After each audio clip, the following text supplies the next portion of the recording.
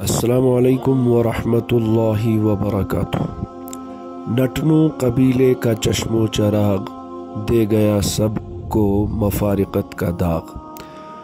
مورخہ 24 اگست 2024 بمطابق 19 صفر المظفر 1446 ہجری بروز سنیچروار، خصوصاً اہلیان گندنا اور عمومی طور پر پورے ضلع ڈوڈا کے باشندگان کے لیے قیامت سے کم نہیں تھا۔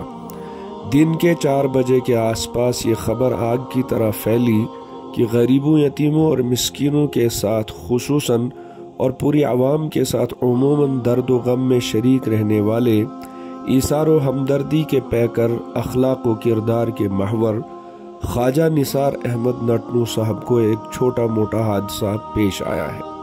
سب اسی گمان میں تھے کہ تھوڑی بہت چوٹ آئی ہوگی، مگر قیامت کا سما پورے علاقے میں تب پیدا ہوا جب 7 بجے کے آس پاس یہ خبر ہواؤں میں مل کر ہر کان سے ٹکرا گئی کہ نثار احمد نٹنو صاحب اس دار فانی کو چھوڑ کر چلے گئے ہیں۔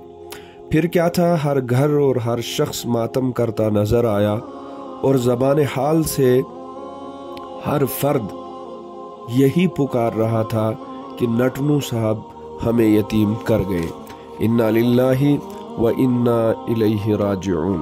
خیر، مومنوں کو اللہ پاک کی قدرت پر کامل یقین ہے۔ اللہ پاک کے فیصلوں پر راضی رہنا ہمارا ایمان ہے، الحمدللہ۔ مرحوم نٹنو صاحب ان جانے والوں میں سے ہیں جن پر زمانہ صدیوں روئے گا۔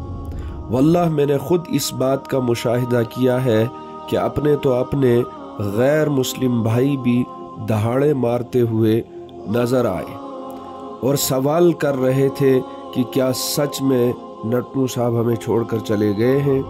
نٹنو قبیلے کے واحد مرد مومن، جن کے دل میں ہزاروں گھروں کے راز دفن تھے، جن کے مسائل کہیں حل نہیں ہوتے تھے، وہ رات دن دوڑتے ہوئے مرحوم محترم کے پاس اپنے نجی مسائل کو حل کرواتے نظر آتے تھے۔ مگر اس حادثے کے بارے میں ہر سوال کا جواب یہی ہے کہ موت سے کس کو رستگاری ہے، آج وہ تو کل ہماری باری ہے۔